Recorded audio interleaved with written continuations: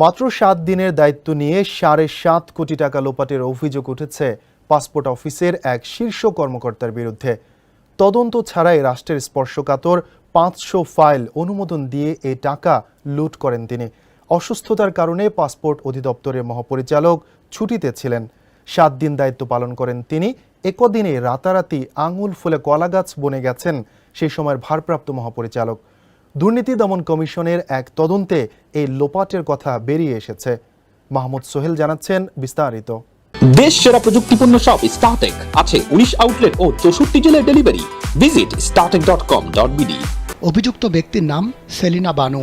তিনি ইমিগ্রেশন ও পাসপোর্ট অধিদপ্তরের সরাসরি কর্মকর্তা, ভিসা ও ইমিগ্রেশন বিভাগের অতিরিক্ত মহাপরিচালক, সেই সাথে প্রশাসন বিভাগের এডিজি। পুরো অধিদপ্তরে তার উপরে আছেন শুধু প্রেষণে আসা মহাপরিচালক। অধিদপ্তরের সবচেয়ে সিনিয়র কর্মকর্তা হওয়ায় তার কথাতেই চলে সবকিছু। অভিযোগ রয়েছে, ক্ষমতার দাপটে অনেক সময় তিনি স্বরাষ্ট্র মন্ত্রণালয়ের নির্দেশনাও মানেন না। জানা গেছে, গত বছরের ২২ থেকে ৩০ নভেম্বর পর্যন্ত অসুস্থজনিত ছুটিতে ছিলেন ইমিগ্রেশন ও পাসপোর্ট অধিদপ্তরের মহাপরিচালক। তখন ৯ দিনের জন্য ভারপ্রাপ্ত মহাপরিচালকের দায়িত্ব পান সেলিনা বানু। এর মধ্যে ২ দিন সাপ্তাহিক ছুটি থাকায় ৭ দিন অফিস করেন তিনি। ভারপ্রাপ্ত থাকাকালে একদিনেই ৫০০ মাল্টিপল পাসপোর্টের ফাইল অনুমোদন দেন তিনি। রাষ্ট্রের স্পর্শকাতর নানা কারণে দীর্ঘদিন এসব ফাইল অনুমোদনের জন্য আটকে ছিল। ঘুষ হিসেবে প্রতিটা ফাইল থেকে ১.৫ লাখ করে ৭.৫ কোটি টাকা হাতিয়ে নেন তিনি। সন্দেহ হওয়ায় বিষয়টি গড়ায় দুর্নীতি দমন কমিশন দুদকে।